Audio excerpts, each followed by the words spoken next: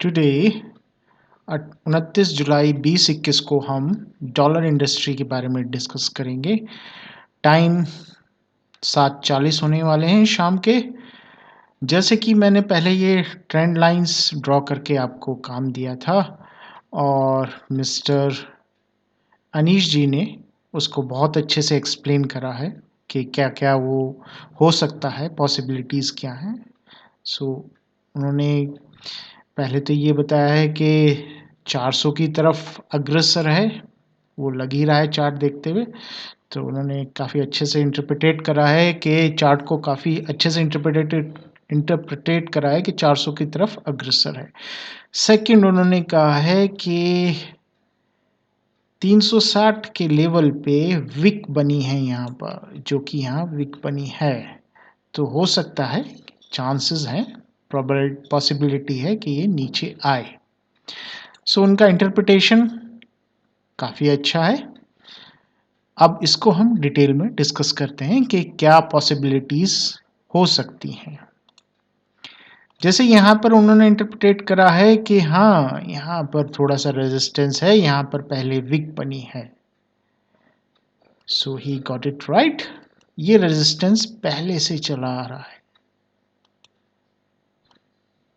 ये देखिए, यहाँ पर भी रिजेक्शन मिला था, यहाँ पर भी रिजेक्शन मिला था, यहाँ पर भी रिजेक्शन मिला था। फिर से तो क्या होता है कि एक साइकोलॉजिकल लेवल्स होते हैं। एक साइकोलॉजिकल, कोई चीज़ अगर 10 रुपए की बिक रही है और वो कोई बेचने वाला 15-20 रुपए लेने लगे 10 रुपए की चीज़ को, तो हम कहेंगे कि भाई 10 रुपए की बिक रही थी, 15-20 रुपए कैसे हो गए। तो इसी तरीके से साइकोलॉजिकल लेवल्स होते हैं किसके, प्राइसेस के, जहाँ पर चीज़ आके रुकती है। तो ये एक यहाँ पर पहले भी रुकी थी और अभी भी रुकी थी, फिर से थोड़ा सा हो सकता है रुके।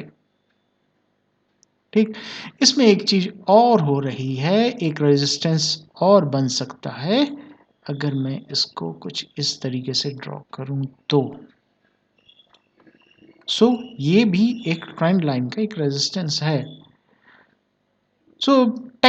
टेक्निकल एनालिसिस में एक चीज कही गई है कि अगर दो इंटरसेक्शन हो, दो रेजिस्टेंस का या सपोर्ट का, तो वो मजबूत सपोर्ट या रेजिस्टेंस हो जाता है। यहाँ पर इसका भी और इसका भी इंटरसेक्शन है, तो यहाँ पर उसकी मजबूती ज़्यादा हो जाती है।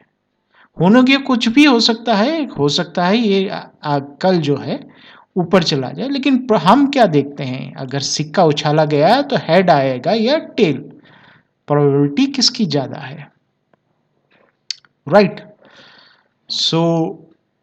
प्रोबेबिलिटी यहाँ पर तो चार्ट पे प्राइस एक्शन पे देख के तो ये लग रहा है कि हो सकता है ये नीचे आए। कब? क्योंकि ये वीकली चार्ट है, ठीक है। तो वीकली चार्ट के लिए थोड़ा समय लग सकता है। और एक और बात, हम वीकली चार्ट देख रहे हैं, इसका मतलब हम ट्रेडिंग नहीं, इन्वेस्टमेंट के हिसाब से चीज़ को देख रहे हैं। अगर ट्रेडिंग के लिए मुझे चार्ट खोलना होता तो मैं डेली का चार्ट या आर्ली का चार्ट देखता। यहाँ पर मैं वीकली का चार्ट देख रहा हूँ, तो मैं इन्वेस्टमेंट पर्पज से देख रहा हूँ। मेरा व्यू ज़्यादा लंबे ड्यूरेशन का है। ओके, मैं इसमें एक ऑसिलेटर और लगाना चाह रहा हूँ, इंडिकेटर RSI। RSI आप देख रहे हैं ओवरसोल्ड रीजन में है काफ़ी टाइम से, ठीक है। RSI ओवरसोल्ड रीजन में पहले रहा है, पहले भी रहा है, और वो करीब 190 दिन रहा है। अभी अगर देखें जाए तो 200 260 दिन, 200 लगभग 260 दिन के आसपास ओवरसोल्ड रीजन में रहा है। मतलब यहाँ से यहाँ तक इसको इंक्लूड ना करा जाए, क्योंकि ये फिर गैप हो जाता है, तो इसको डायरेक्ट इंक्लूड नहीं करें, हम सिर्फ इतना इंक्लूड करें। खैर उसको छोड़िए, यहाँ पर वो थोड़ा सा कंफ्यूजिंग हो जाएगा, इसलिए प्लीज लीव इट। यहाँ पर क्या है,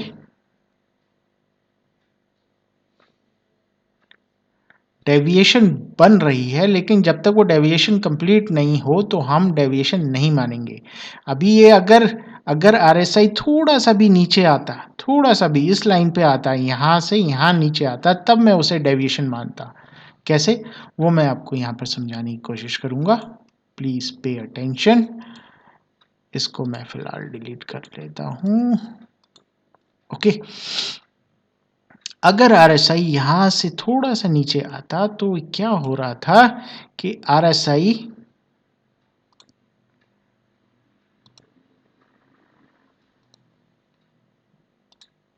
और प्राइस के बीच में डेविएशन है। प्राइस ऊपर जा रहा है, आरएसआई नीचे। अगर इफ ये आरएसआई यहाँ टॉप बना के नीचे आता तो डेविएशन हो रखा होता और मैं इसे कहता कि प्राइस दोबारा इस लेवल को छुएगा। उस टाइम प्रोबेबिलिटी ज़्यादा होती। लेकिन अभी डेविएशन बना या नहीं बना वो तभी होता है जब ये थोड़ा सा नीचे आता और आरएसआई भी नीचे आता। ठीक, तो ये मैंने एक चीज़ आपको बताई है, ये अभी वैलिड नहीं है, फिलहाल तो वैलिड नहीं है। ये जो हम कह रहे हैं कि 360 के आसपास है, मतलब अभी जहाँ पर है 364 या 400 से इसका रिवर्सल कंफर्म है। अगर यहाँ से रिवर्सल नहीं लिया तो 400 के आसपास से जनरली क्या है, इससे पहले ही रिवर्सल हो जाएगा। 390 या 380 390 के बीच में ही रिवर्सल दिखाने लगेगा, क्योंकि सब चीज़ सबको पता होती है, चार्ट सबके पास होते हैं और जो ट्रेडर्स, जो एग्रेसिव ट्रेडर्स होते हैं वो पहले से ही माल निकालना शुरू कर देते हैं, तो उसका दाम घटने लगता है, भाव घटने लगता है।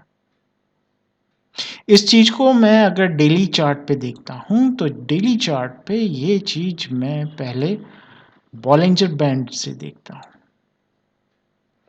अगर बॉलिंजर बैंड को देखता हूं तो बॉलिंजर बैंड से बाहर प्राइस आ चुका है, यहां पर भी आ गया था, यहीं आ गया था प्राइस बाहर, बॉडी उसकी बाहर आ गई थी, फिर ये बॉडी और बाहर आ चुकी है।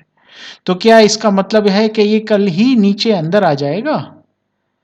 कौन इतनी सुनता है, ऐसा नहीं होता है। ये देख रहे हैं बाहर था, कितने दिनों तक बाहर था, 1 2 3 4 5 और एक ये नीचे 6-7 दिन ये भारी था, तो कल ही नीचे आ जाएगा? नहीं, ऐसा नहीं होता है कि कल ही नीचे आया जाएगा। हो भी सकता है लेकिन कंफर्मेशन नहीं है।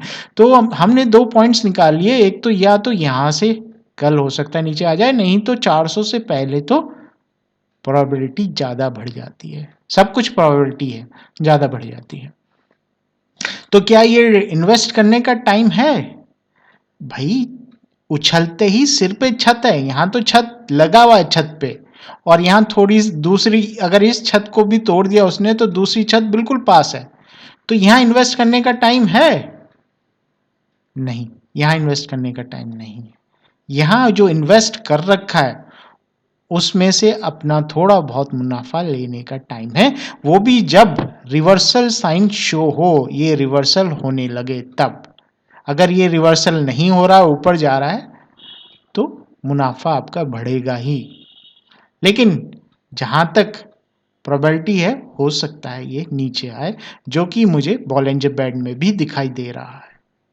और अगर इसे फंड फ्लो इंडेक्स पे देखता हूं तो फंड फ्लो इंडेक्स भी कह रहा है कि हाँ भाई उस लेवल पे आ गया जहां पहले भी इसने वापस आया था।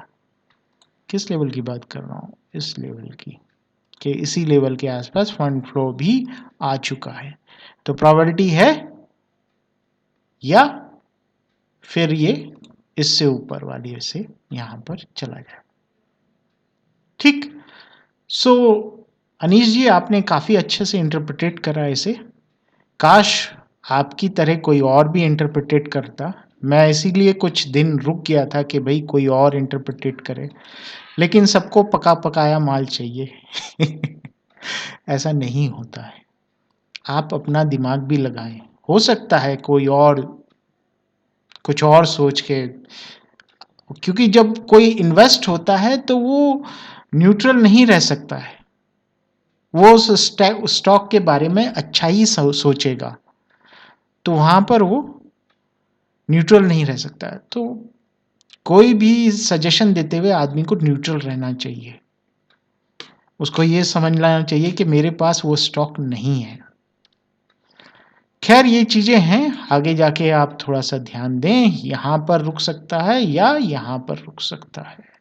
Well, with that note, I want to close this video and thank you very much for giving your time. Thanks once again.